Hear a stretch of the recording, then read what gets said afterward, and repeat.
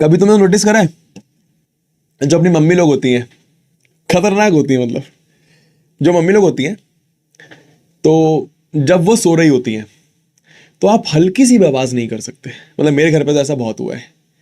अगर आपने हल्की सी भी आवाज़ करी ना, तो जो मम्मी जो चटकती है ना, मतलब ठीक है, सबसे पहले तो मानो आपने एक छोटी सी पन्नी की आवाज़ करी मम्मी के आसपास, तो मम्मी ऐसे मानो कंबल उड़ी तो कंबल से बाहर आपको लुक देंगी, आपकी उस लुक से ही ऐसी तैसी हो जाएगी।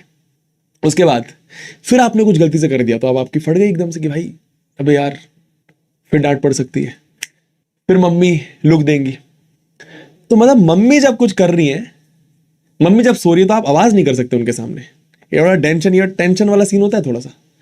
लेकिन इसका उल्टा देखो, जब आप सो रहे हो तो मम्मी आपके मुंह पे ही झाड़ू लगा रही हैं, जिस बिस्तर में आप सो रहे हो उसका चद्दर खींच ले रही हैं, पंखा बंद कर दे रही हैं, घर पे ढोल पीट रही हैं, है ना।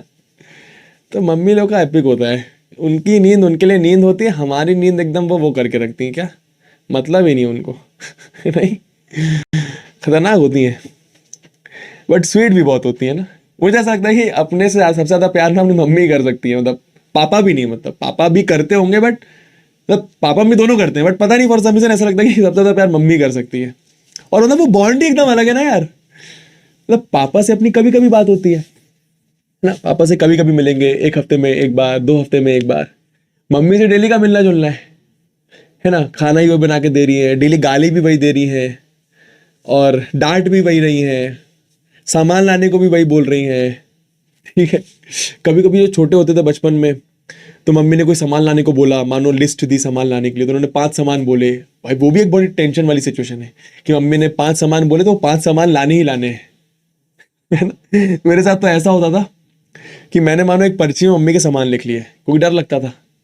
जब मैं सामान लेने जाता था तो देखता था कि पर्ची कहाँ है, मैं पर्ची ही घर पे भूल चुका होता था। और फिर ऐसी फटती थी, फिर मैं वापस घर जाता था, है ना, वापस घर जाता था, मम्मी किचन में काम कर रही होती थी और मैं ऐसे कोशिश करता था कि मम्मी को पता ना चले। मैं वापस अपने रूम में गया, पर्ची ढूंढी वापस और गेट के बाहर, और फिर मम्मी का सामान लेकर आया। भाई साहब, है ना, मम्मी से अलग ही बॉन्ड है। जब आप बात, ऐसा भी होता है, एक और बात याद आ गई, फिर कंप्लीट कंटिन्यू करते हैं कि जब आप मानो आपको कोई कपड़ा, आपको कोई टी शर्ट नहीं मिल रही है, ठीक है, मानो इस जगह पे टी शर्ट रखी है, आप ढूंढने गए, आपको नहीं मिली, ब्लू कलर की मानो टी शर्ट थी। फिर आपने मम्मी को बताया कि मम्मी टी शर्ट नहीं मिल रही है, ठीक है। मम्मी गुस्से में आएंगी और उसी जगह से टी शर्ट ढूंढ देंगी। और फिर वो जो एक वो होता है ना उस समय एकदम टेंशन भरा माहौल, कि मम्मी लुक देती है फिर कि भाई साहब, और पता नहीं मम्मी लोग कैसे ढूंढ लेती है। हमको तो नहीं मिलती है, मुझे तो आज तक नहीं मिलती भाई। कोई भी सामान ढूंढो तो मुझे आज तक उस जगह पे नहीं मिलता, पर मम्मी उसी जगह से सामान ढूंढ देती है। पता नहीं, कुछ अलग ही है भाई कुदरत का, नहीं।